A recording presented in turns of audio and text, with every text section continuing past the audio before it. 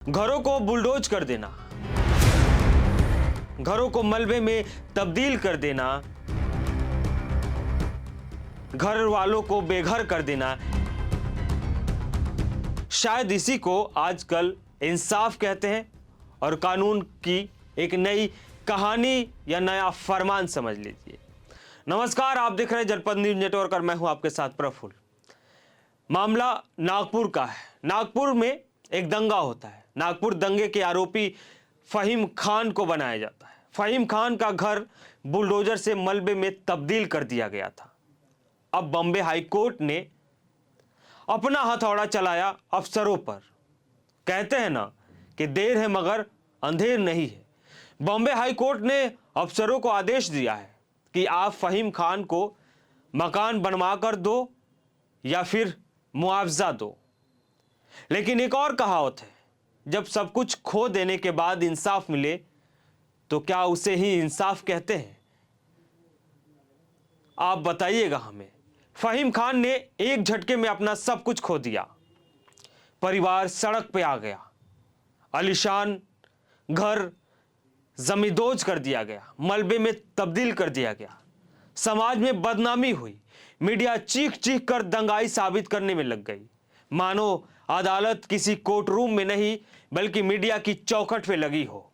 वकील रिपोर्टर और जज एंकर बन गए और आनन फानन में फैसला सुना दिया गया कि फहीम खान ही दंगाई है, आरोपी है, मास्टरमाइंड है।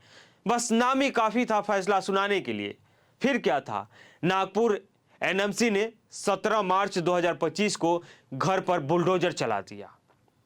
ना कोई तारीख, ना कोई सुनवाई, ना कोई मुकदमा, ना कोई नोटिस, सीधा एक्शन लिया गया। संजय बाग कॉलोनी में 3 मंजिला आवास था। फहीम खान की गिरफ्तारी हुई और आनन फानन में कार्रवाई शुरू कर दी गई। और कार्रवाई भी ऐसी एक तरफा कह लीजिए। मार्च 2025 को मकान को बुलडोज कर दिया गया था। उनकी मां की याचिका पर आपातकालीन सुनवाई भी हो रही थी। न्यायमूर्ति नितिन सांबरे की अध्यक्षता वाली पीठ ने विध्वंस पर रोक लगा दी थी, लेकिन उससे पहले ही घर को जमींदोज कर दिया गया था, मलबे में तब्दील कर दिया गया था। आलीशान बिल्डिंग जो दिख रही थी वो खंडहर में बदल दिया गया था। उसके बाद अब हाईकोर्ट ने यह कहा था कि नियमों का पालन नहीं किया गया। नियम तो यही कहता है कि जवाब देने के लिए कम से कम 15 दिन का समय तो देना था, लेकिन ऐसा नहीं किया गया। जब सब कुछ खत्म हो गया तो माय लॉर्ड, सॉरी, माफी चाहता हूं, एक शब्द होता है।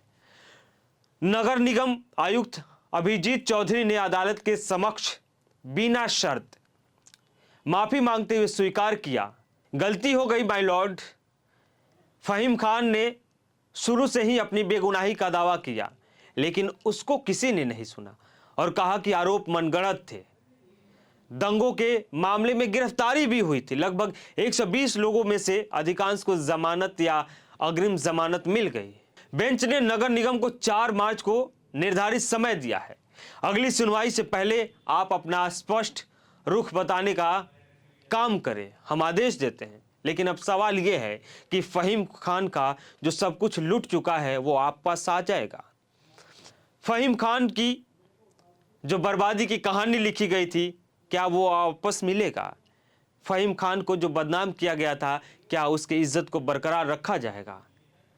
क्योंकि मीडिया में आजकल सन्नाटा है, फहीम खान की चर्चा नहीं है। क्योंकि उस समय जब औरंगजेब के कब्र को लेकर मामला हुआ और नागपुर में दंगे भड़के, तब फहीम खान मास्टरमाइंड हो गया था। फहीम खान दरअसल नितिन गडकरी के खिलाफ लोकसभा का इलेक्शन भी लड़ चुका है। खैर, इस खबर पे आप क्या सोचते हैं हमें ज़रूर बताइएगा।